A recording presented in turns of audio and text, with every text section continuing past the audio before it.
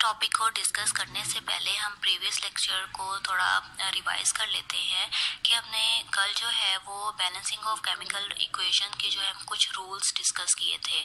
उनमें जो first rule था वो ये था कि count the number of atoms in that is including in your equation, कि आपने अपनी इक्वेशन में जितने भी एटम्स हैं उनके टोटल नंबर ऑफ एटम्स को काउंट करना है। यहाँ पर हमारे पास एक एग्जाम्पल है जिसमें नाइट्रोजन रिएक्ट कर रहा है हाइड्रोजन के साथ और बना रहा है ammonia, N2 react with hydrogen to form NH3। अब यहाँ पे हमारा जो फर्स्ट स्टेप होगा वो ये होगा कि हमने 3 कॉलम्स जो हैं वो बना लेने हैं, एक रिएक्टेंट्स का, एक प्रोडक्ट का और थर्ड वन इज बैलेंस और अनबैलेंस एटम।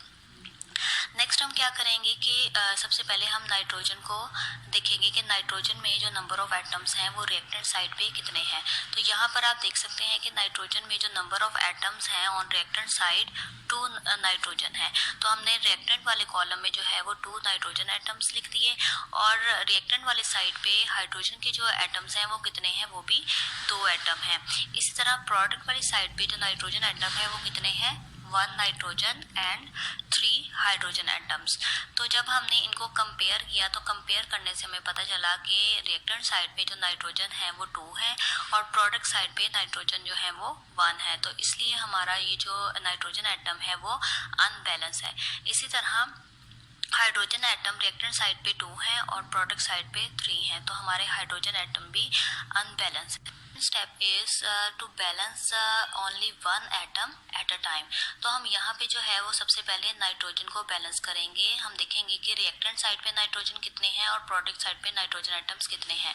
तो हमें देखने से ये पता चला कि रिएक्टेंट साइड पे नाइट्रोजन एटम 2 है और प्रोडक्ट साइड पे नाइट्रोजन एटम 1 है। तो जिससे क्या होगा कि हमारे प्रोडक्ट साइड पे नाइट्रोजन की जो है वो अमाउंट कम है, एटम्स कम है, तो हम क्या करेंगे उसको सुटेबल इंटीजर के साथ मल्टीप्लाई कर देंगे। तो यहाँ पर नाइट्रोजन 2 है तो 2 यहाँ पर भी नाइट्रोजन को 2 करने के लिए हम 2 के इंटीजर से मल्टीप्लाई कर देंगे। तो जिससे क्या होगा, हमारा नाइट्रोजन बैलेंस हो जाएगा। नेक्स्ट स्टेप में हम क्या करेंगे, हम हाइड्रोजन को बैलेंस करेंगे। नाइट्रोजन हमारा बैलेंस है, हाइड्रोजन को बैलेंस करेंगे क्योंकि हाइड्रोजन जो है वो डायटोमिक मॉलिक्यूल है और आपने ये रूल में हमने डिस्कस किया था कि डायटोमिक मॉलिक्यूल्स को हम किसी भी इक्वेशन के जो लास्ट पे जो है वो बैलेंस करते हैं। तो हाइड्रोजन को हम क्या करेंगे, सेकेंड स्टेप में या थर्ड स्टेप में जो है वो लास्ट पे जो है वो बैलेंस करेंगे। तो यहाँ पर हम क्या करेंगे कि रिएक्टेंट साइड और प्रोडक्ट साइड पे हाइड्रोजन एटम को कैलकुलेट कर लेंगे। अब हमने देखा कि नाइट्रोजन के साथ 2 का इंटीजर लगाने से जो हाइड्रोजन एटम्स हैं प्रोडक्ट साइड पे वो कितने हैं, 6 हैं, 6 एटम्स हैं और रिएक्टेंट साइड पे जो हमारे पास हाइड्रोजन है वो 2 है। तो यहाँ पर भी 6 हाइड्रोजन करने के लिए हम मल्टीप्लाई कर देंगे 3 के इंटीजर के साथ।